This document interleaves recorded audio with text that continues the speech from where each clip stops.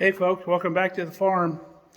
We got some cold weather and possibly some snow coming to our area in the next couple days. So we wanted to make sure the tractor was race ready, good to go, in case we had to push some snow. We've fired it up, make sure everything's up and running, and we've made sure our edge tamers are on the bucket, and we backed the tractor into the barn so we can push our way out if need be. Now yesterday, we went to a farm equipment auction. Love going to those. I really like going through the old stuff. A lot of times there's antique stuff.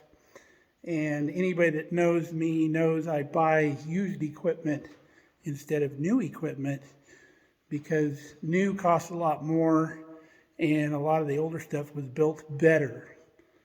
So I love going to those auctions and picking up a few things. And we got some good luck yesterday and got some good buys. So we'll show you what we got. The first item we picked up was this chain hoist here. It's a half-ton chain hoist, and if you've never seen one, you just pull on the chain here, and that causes your hook to go up and down. Now this is a half-ton model.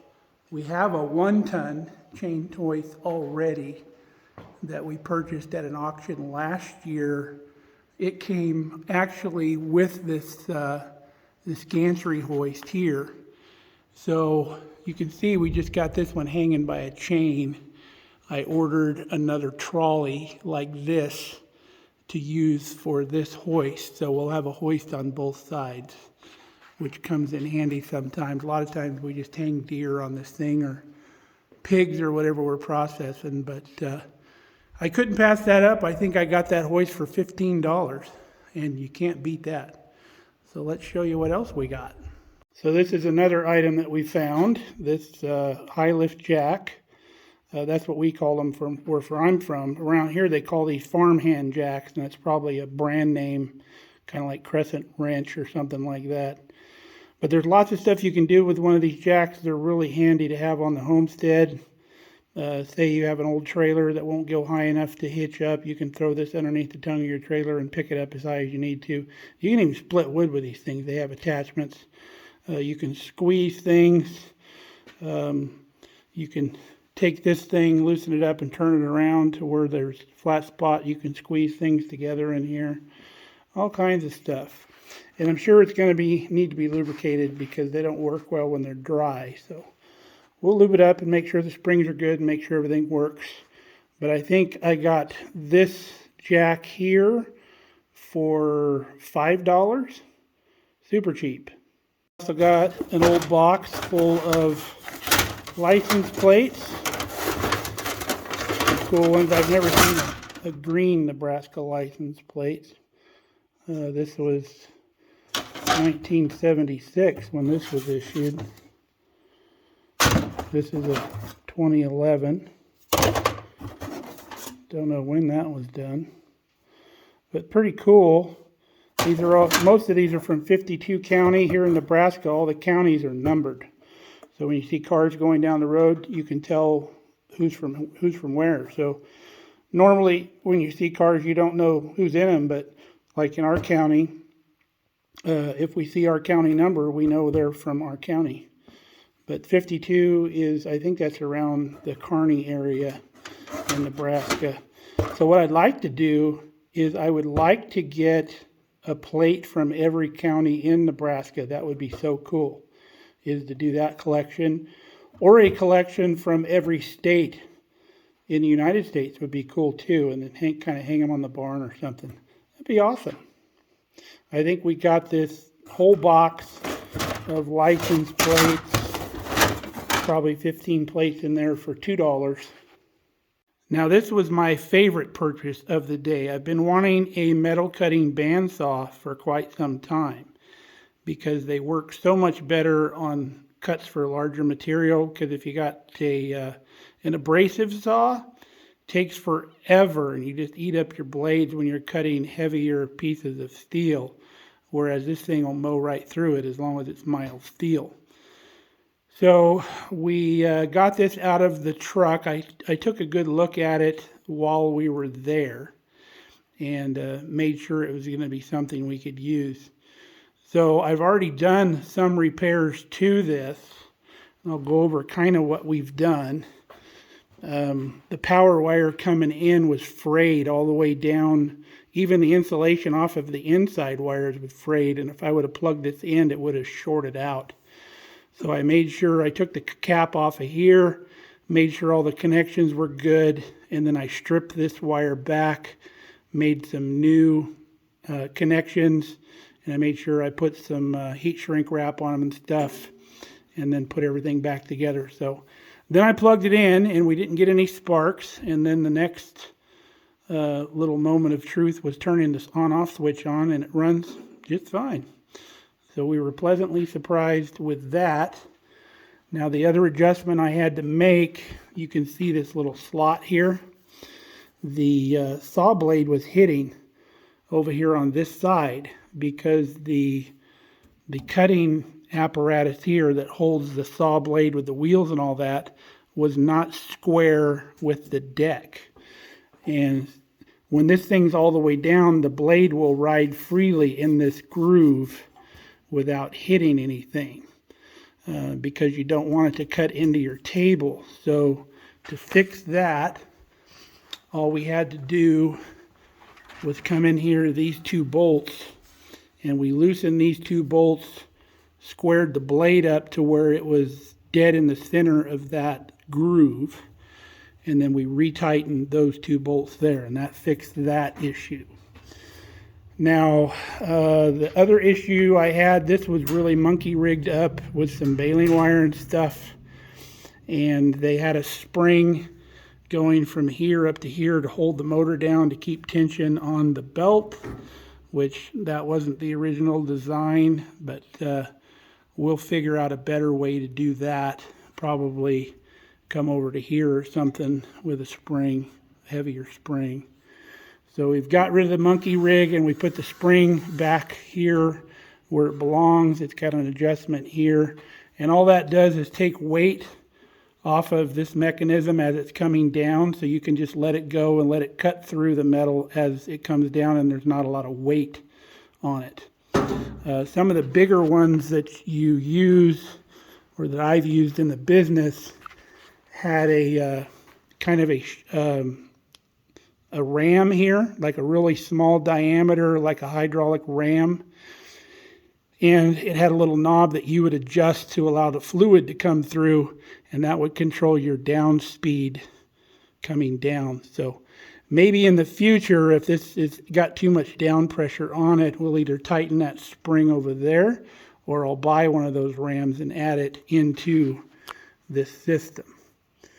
So I did a test cut, and the blade that was in here was missing a bunch of teeth, so it didn't want to cut straight. So I've ordered a new blade. I did a measurement on the blade I took off, came out to 66 inches.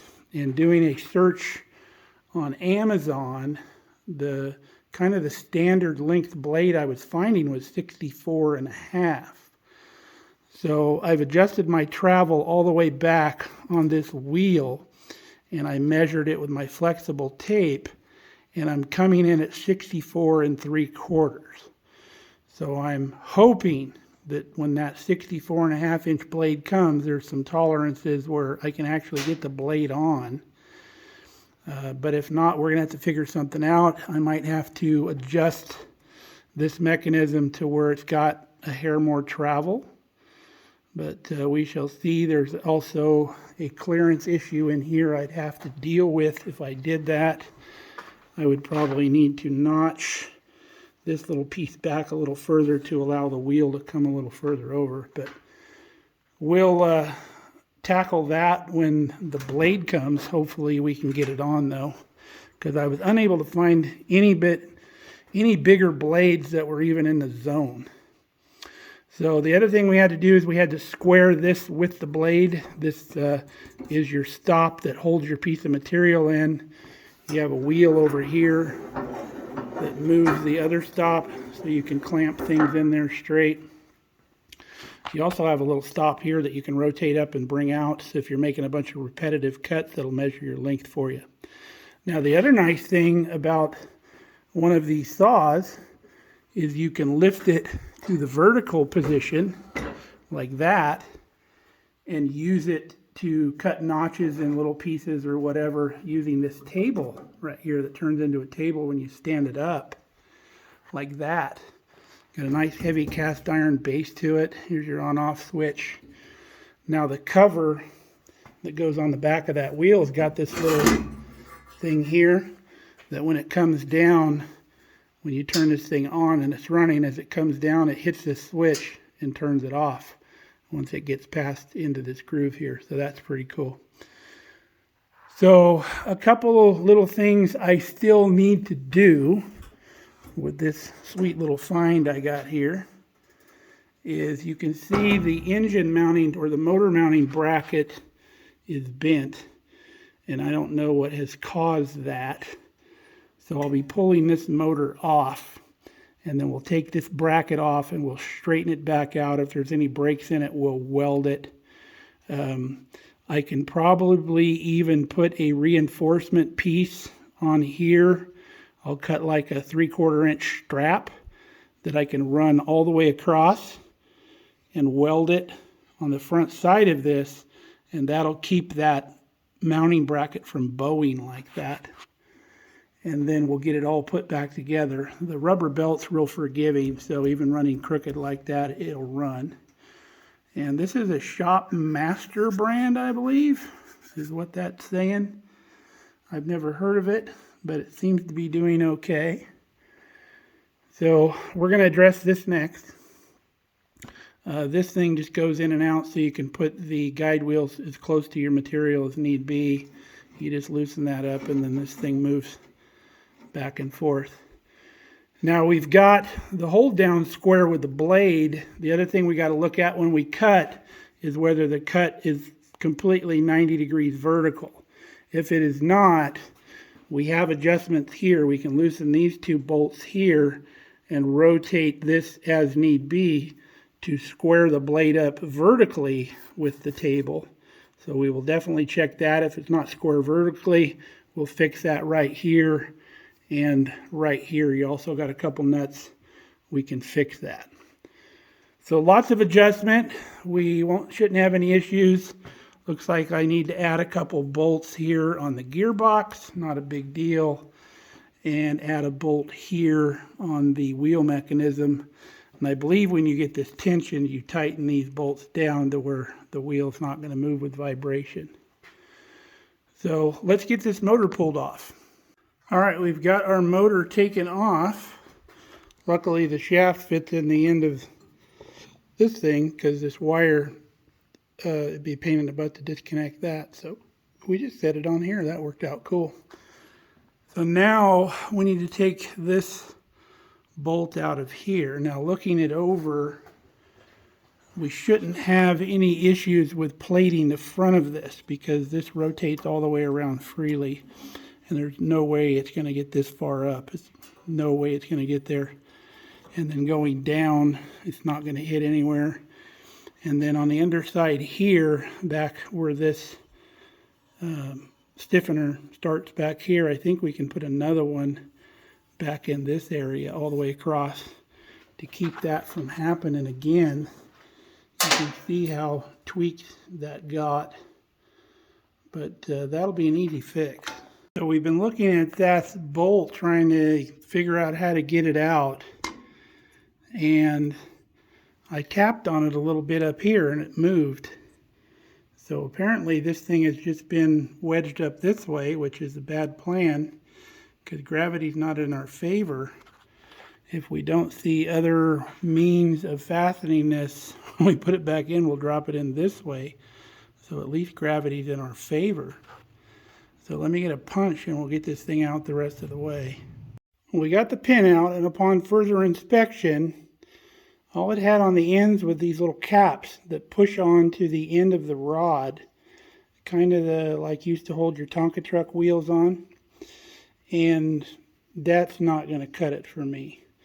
So the idea I have is I'll take this rod and I'll weld like a flat washer on the end for a stop, and then that'll put us hanging through about that far. So I'll drill the other end and put a washer and a cotter pin in there to keep it from moving around. And that'll be much, much better than the original installation. So now we're going to take care of this mess. I don't see any breaks in the metal, which is good. So we're going to go over on the anvil and beat this thing around flat.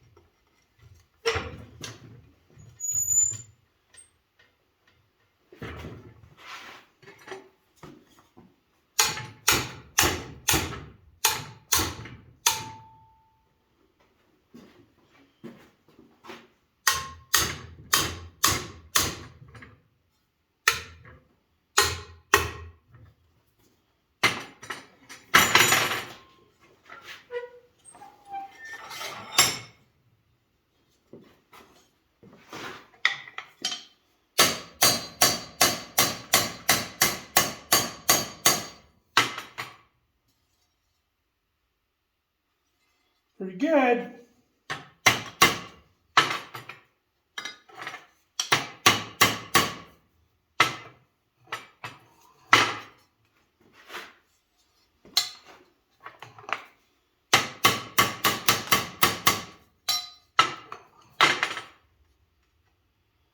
Pretty well 90 degrees all the way across.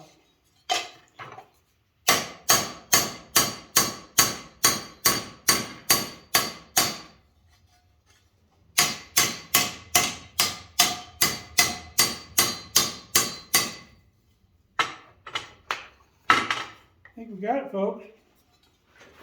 Check that out. Got just a little curve right here.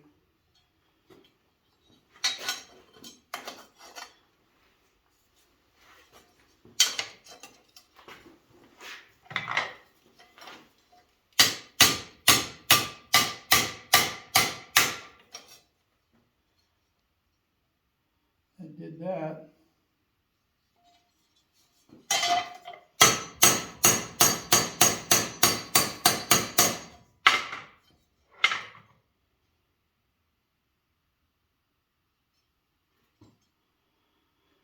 Let's see.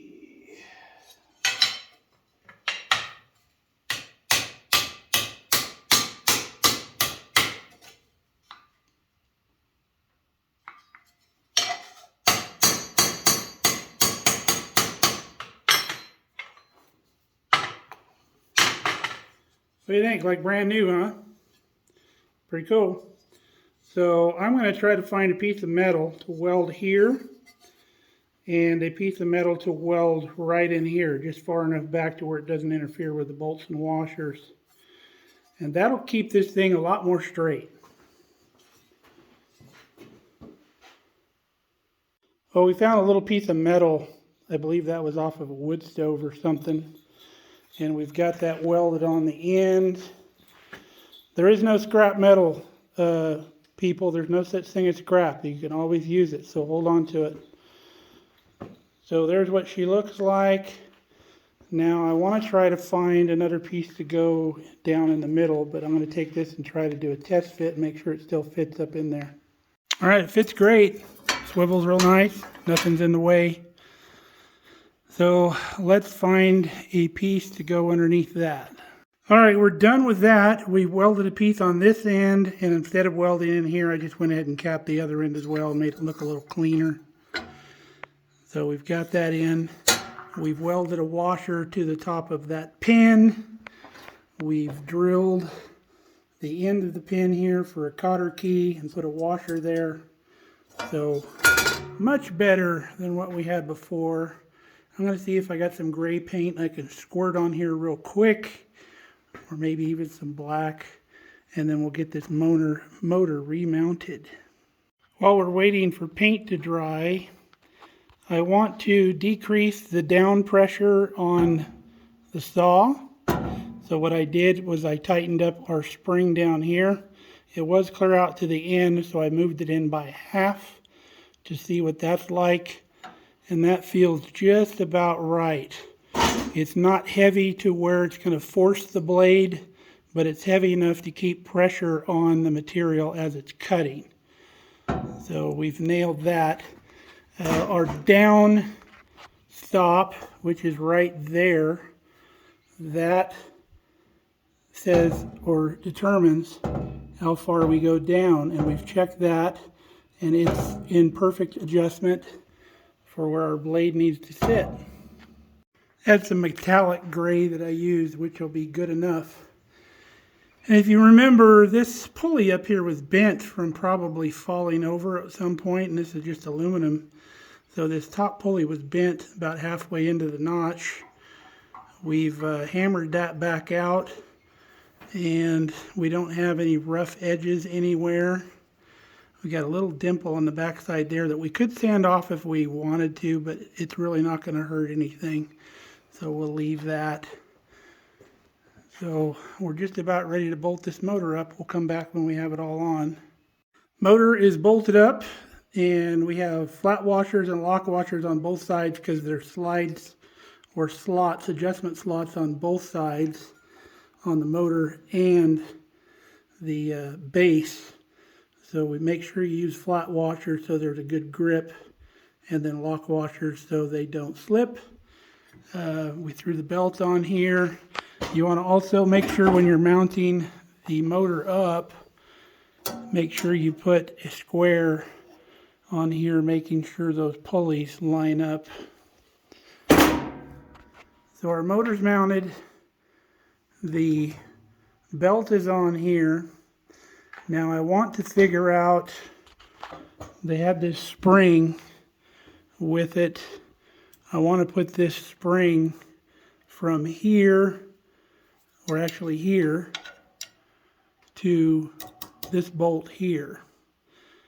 So it'll have spring tension down to there, because this whole thing rotates up, so this will move with the whole unit, and it'll help hold this down. So we'll try to put that in there. We took this out. We figured out it's a bolt that had been broken off. So we're going to find a new bolt to put in here, and we'll put a jam nut on it so it sticks out a little ways, and then we'll find a bolt to go in here. This spring came with the bandsaw. However, it didn't have near enough tension. So I swapped it out for a spring I had in my inventory here. We got it nice and tight. It's going to hold that motor, but we can still pick it up and move the belt when we need to do that. So we are at a standstill with this bandsaw. I put all the guards back on so I didn't lose any of the bolts. And we're just waiting for a new blade now. Everything's all up to date. We got her race ready. We cleaned her up a little bit. This thing's ready to go. These bearings feel good, nice and loose. So, we got her done. Hope you've enjoyed our little restoration project and our little finds we got at the local auction. Sorry I don't have a hat on. I had to take my clean hat off. I always wear my clean hat out to the shop, and then fingers get all nasty and it screws up my hat, so I had to take it off. But fun project. So come on back and see us. We got a knife we need to build, so that'll probably be tomorrow. We'll get back out here in the shop and do that. So until next time, stay safe, stay healthy. We love you guys. Bye-bye.